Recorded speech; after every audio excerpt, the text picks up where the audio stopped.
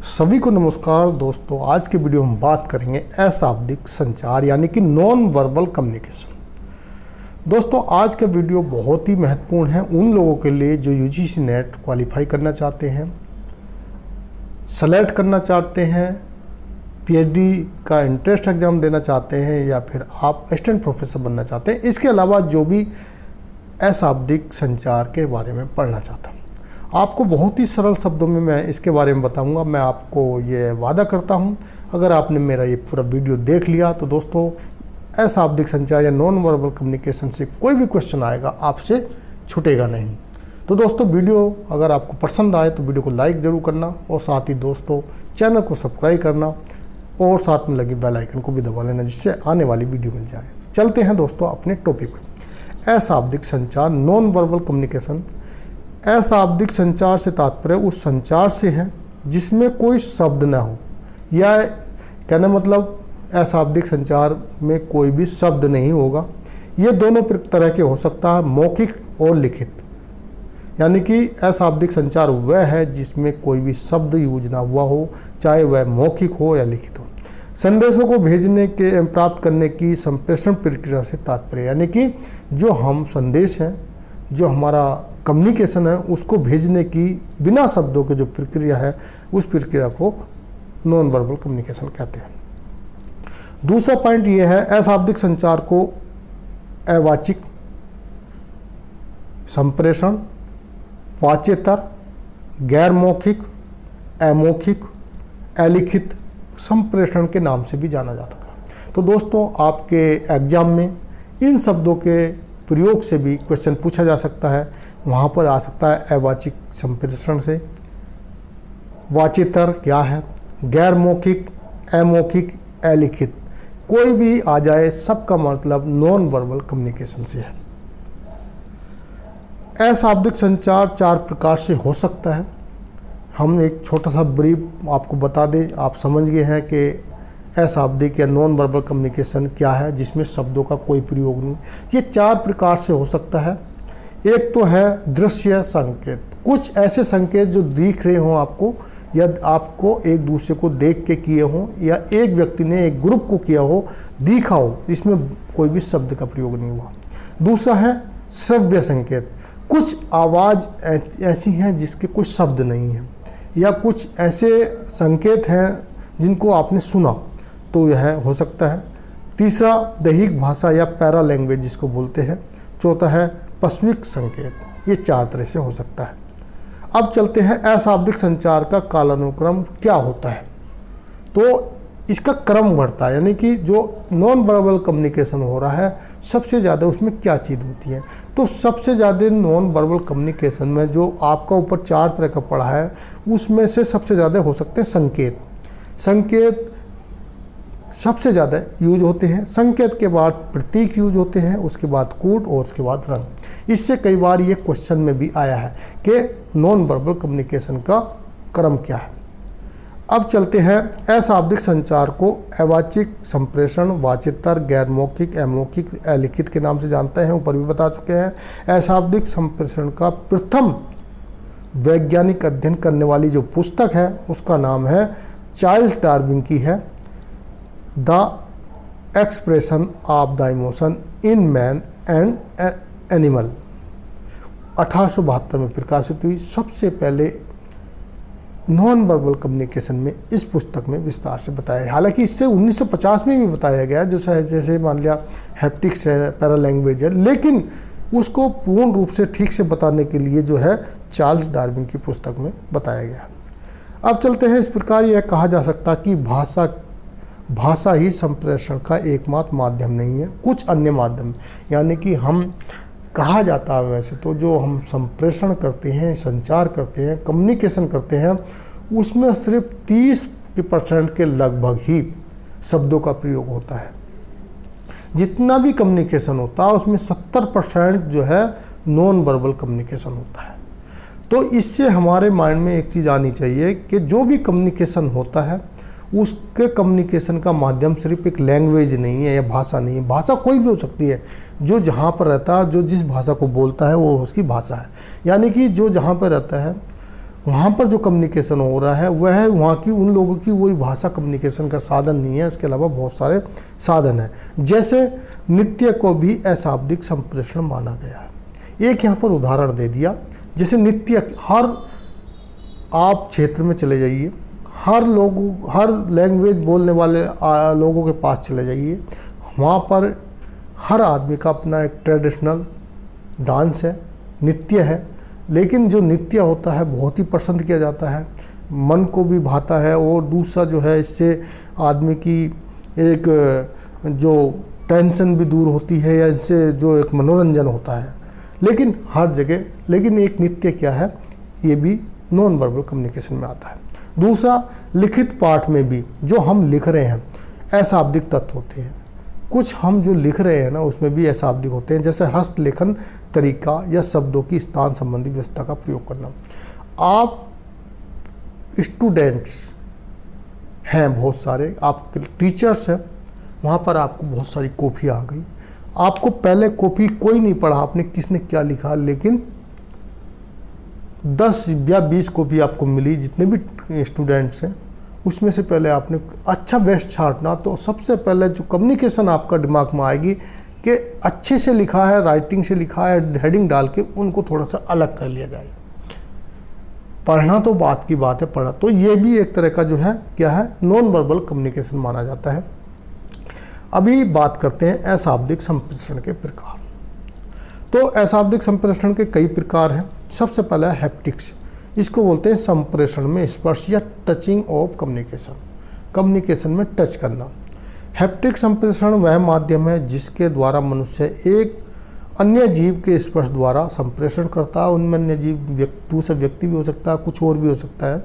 मनुष्य के लिए स्पर्श एक अत्यधिक महत्वपूर्ण इंद्रिय ज्ञान है, यानी कि हम स्पर्श के द्वारा बहुत चीज़ें ज्ञान में प्राप्त करते हैं। जिस प्रकार मान लिया आप कहीं अंधेरे में हैं, कोई आपको अगर कोल्ड ठंडी चीज़ पकड़ते हैं तो आप जो है ज्ञान प्राप्त कर लेते हैं कि यह ठंडा है। आपने कहीं जहाँ पर कुछ भी दिखाई नहीं दे रहा, आपने जो है गर्म चीज़ को पकड़ा तो आप ज्ञान प्राप्त कर लेते हैं गर्म चीज़ है, इसको पकड़ना अधिक खतरनाक है। आप सोए हुए हैं, आपके पैर में कुछ काटता है तो आपको वहाँ पर लगा कि किसी ने कुछ स्पर्श किया है या डंक लगा है, तो आप ज्ञान प्राप्त कर लेते हैं यहाँ पर कुछ काटने वाली चीज़ है। तो दोस्तों यह इस तरह की जो संपर्क या टचिंग होती है, दूसरी ठंडी गर्म या कुछ भी चीज़, तो यह जो है इस तरह का जो कम्युनिकेशन होता है, ये हैप्टिक्स या टचिंग ऑफ कम्युनिकेशन में आता है। अशाब्दिक संप्रेषण का हैप्टिक्स का अव्यय है, यानी कि जो एक नॉन वर्बल कम्युनिकेशन है उसमें एक छोटा सा अव्यय है हैप्टिक्स, पूरा नहीं, क्योंकि आपको मैं बता चुका हूँ जो भी कम्युनिकेशन होता है उसमें 70% नॉन वर्बल होता है और उसमें बहुत सारा है। मैंने यहाँ पर कुछ मेन उदाहरण दिए हैं। हैप्टिक्स क्या है, छोटा सा अव्यय है, यानी कि थोड़ा सा उसमें इसके द्वारा भी कम्युनिकेशन होता है। यह शारीरिक नज़दीकों को सूचित करने में महत्वपूर्ण है। यह यौन संबंधी जैसे कि चुम्बन, गले लगाना या गुदगुदाना भी हो सकता है। इसके बाद स्पर्श कई अलग अलग रूप में हो सकता है। स्पर्श यानी कि जो आपने टचिंग किसी के हुआ है, ये अलग अलग रूप से हो सकता है। कुछ शारीरिक और कुछ मनोवैज्ञानिक कल्याण को बढ़ावा दे सकता है। एक प्यार भरा स्पर्श या लविंग टचिंग जो होता है आपको सकारात्मक परिणाम दे सकता है, रिजल्ट दे सकता है, लेकिन जबकि एक हिंसक स्पर्श नकारात्मक परिणाम भी दे सकता है। तो दोस्तों अगर कोई आपको लग रहा है, जैसे कई बार होता है कुछ बसों में भीड़ होती है और वहाँ पर किसी को कोई जो है नकारात्मक टचिंग करता है, यानी कि तो वहाँ पता चल जाता है कि जो इसने गलत तरीके से टच किया है। कहीं जो है जो किसी को अच्छे तरीके से टच करता है, यानी कि उसको प्यार भरे या उसको लविंग तौर से बोले, तो उसका जो है आपके ऊपर फर्क पड़ सकता है, सकारात्मक या पॉजिटिव हो सकता है। दूसरा है काइनेसिस। इस संचार में किसी भी व्यक्ति की शारीरिक मुद्राएं, यानी कि शरीर की जो मुद्राएं होती हैं, जैसे चेहरे की अभिव्यक्ति, भाव भंगिमाओं, तरीकों एवं संचलन के द्वारा संप्रेषण करते हैं। यानी कि शरीर की बहुत सारी मुद्राएं हैं। अगर आप इसमें जब विस्तार से जाओगे काइनेसिस में, तो शरीर में जो हमारी कहने मतलब पोज जिनको बोलते हैं पोजीशन होती हैं, वो बहुत सारी हैं। वो अलग अलग, जैसे मान लिया कोई बैठा है, कोई ठोड़ी पे हाथ रख के बैठा है, या कोई जो है बार बार आँख को मसल रहा है, कोई जो है अपने कान को खुजा रहा है, कोई जो है बार बार हाथों में वो कर रहा है, कोई अपना जो है सर को पकड़ के बैठा है। ये सब कुछ जो है आपकी शारीरिक जो है ये काइनेसिस में आता है, और इनसे भी एक कम्युनिकेशन, नॉन वर्बल कम्युनिकेशन होता है। जैसे बातचीत के दौरान शारीरिक बनावट, ऊंचाई, हाँ आप किसी से कम्युनिकेशन कर रहे हो, किसी की हाइट, उसका वजन, हाइट ज़्यादा है, अच्छा स्मार्ट, तो आपको उसका कम्युनिकेशन हो जाएगा कि इसको एक जो है स्मार्ट बॉय है। वजन कोई बिल्कुल फिट फोर है, वजन कम है, सही है। एक बहुत ज़्यादा वेटी आदमी है, उससे भी आपको कम्युनिकेट हो जाएगा कि यह जो है या तो हेल्थ के प्रति इतना मान लिया ज़्यादा ही वेट हो रहा है, हेल्थ के प्रति इतना जो है अपने को फिट फोर नहीं है या सचेत नहीं है। त्वचा के रंग से भी फ़र्क पड़ जाता है, कम्युनिकेट हो जाता है किस एरिया का, किस जगह का क्या है। लिंग से पता, जैसे स्त्री पुरुष हो तो मेनली हो जाता है, कम्युनिकेट हो जाता है इनसे, लेडीज से कैसे बात कर रही है, जेंट्स से कैसे बात कर रही है। कोई गंध है, वस्त्र, अशाब्दिक संदेश भेजते हैं। संचार को काइनेसिस कहा जाता है। काइनेसिस के कुछ उदाहरण दिए गए हैं। एक व्यक्ति द्वारा अप्रिय बातें कहते समय कानों को बंद करना। कोई ऐसी बात हो रही है कि वो सुनना नहीं चाहता, या कुछ इस तरह का कहानी या स्टोरी या चुटकुला सुनना है, तो वो अपने कानों को बंद करता है। नॉर्मली होता है। और कान को लोभ, खरोचना, रगड़ना या दर्शाना, ये सब कुछ क्या है, वो ऐसा लगेगा कि ये तो कान में अपने उंगली डाल ले, कान के ऊपर हाथ रख ले, या कानों में रूं डाल ले। ये सब के बात हम सुनना नहीं चाहते। तो ये क्या है, कोई शब्द का यूज नहीं हुआ, लेकिन उसने नॉन वर्बल तौर पे बता दिया कि मैं इन चीज़ों को सुनना नहीं चाहता, कम्युनिकेट हो गया। दूसरा, जब कोई व्यक्ति अपनी ठोड़ी को अपने हाथ पे रखता है, यानी कि कई बार ठोडियों को हाथ पे रख के बैठ जाते हैं। ज़्यादातर स्टूडेंट देखते हो तो क्लास या लास्ट तक बैठे रहने वाला, अधिक तक, या कुछ समझ में नहीं आ रहा था, तो आमतौर पर बोरियत, थकान का महसूस करने का कम्युनिकेशन होता है। तो इसको हम काइनेसिस कम्युनिकेशन या कहते हैं। इसके बाद है पैरा लैंग्वेज, आवाज़ के अशाब्दिक संकेत। आवाज़ के अशाब्दिक संकेतों का अध्ययन पैरा लैंग्वेज कहलाता है। जो हम बोल रहे होते हैं, जैसे मैं अभी लेक्चर दे रहा हूँ, इसमें भी कोई ध्वनि है, कभी मैं तेज़ बोल रहा हूँ, कभी धीरे बोल रहा हूँ, किस शब्द के बारे में कैसे बोलना है, ये सब विशेषताएं जो है, कहना मतलब आवाज़ की गुणवत्ता क्या है, मेरी वॉइस अच्छी है, सब सुनना चाहते हैं, या कुछ बोरियत वाली है, या किसी दूसरे की, उसके परिणाम क्या है, उस आवाज़ के स्वरमान कैसा है, लय कैसा है, जोड़बंदी कैसे की जा रही है शब्दों की, प्रतिध्वनि, अनुनासिकता एवं उच्चारण आदि इसमें सब आते हैं। इनमें जो लैंग्वेज में हम ये सब यूज करते हैं वो पैरा लैंग्वेज आते हैं, और उससे कम्युनिकेशन हो जाता है। जैसे गायक हैं, कवि है कोई, और कवि आया, कवि ने कविता शुरू करी, उसकी जो लयबंदी होती है उससे हमको लग जाता है कम्युनिकेशन के ये तो पहुंचा हुआ आदमी है। एक कवि आए जो पहली बार आए, उनकी थोड़ी जो है जोड़बंदी ठीक नहीं, तो हमको लगता है ये कवि नए हैं। कहना मतलब उन्होंने बताया नहीं, लेकिन कम्युनिकेशन के द्वारा हमको नॉन वर्बल के द्वारा हो गया है।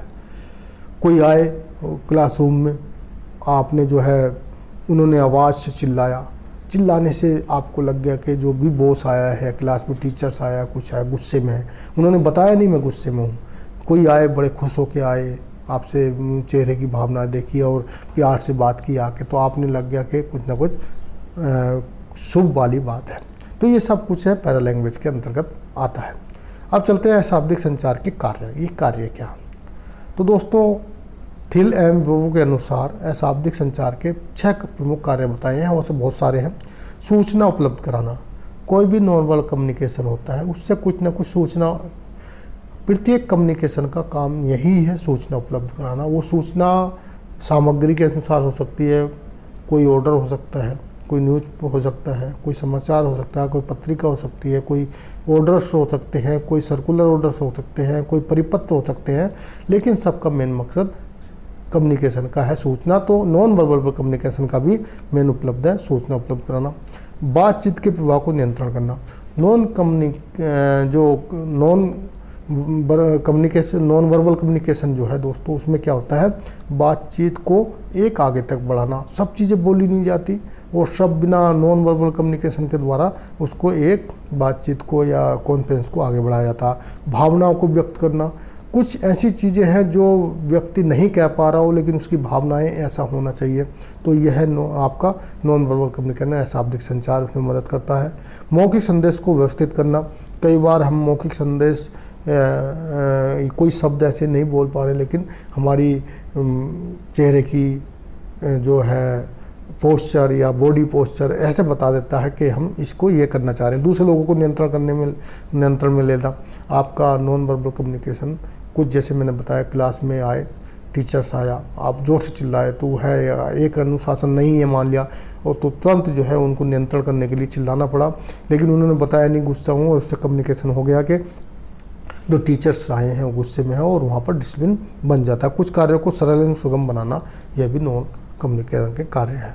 अब अशाब्दिक संचार के लाभ क्या है? एक तो विश्वसनीय है, इसमें नॉन वर्बल कम्युनिकेशन से क्या है, विश्वास उत्पन्न होता है एक दूसरे के प्रति, एक ग्रुप में दूसरे ग्रुप के प्रति।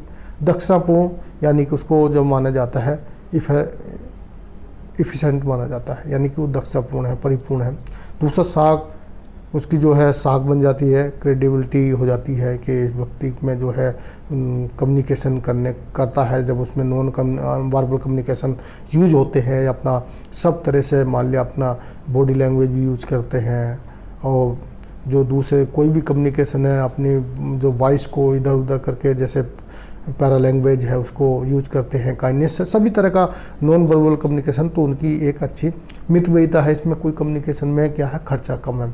खर्चा मतलब इसमें ना तो इसको कागज़ यूज हो रहा लिखने में, ना पेन यूज हो रहा, ना समय यूज हो रहा, बस आपको इसमें पढ़ लेना है और आपका ये होता है। दृष्टिकोण की सही समझ हो जाती है इसमें।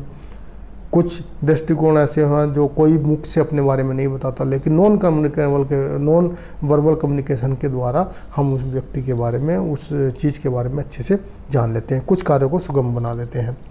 अब जानते हैं अशाब्दिक संचार के कुछ हानि, जिसके लाभ हैं कुछ हानि भी हैं।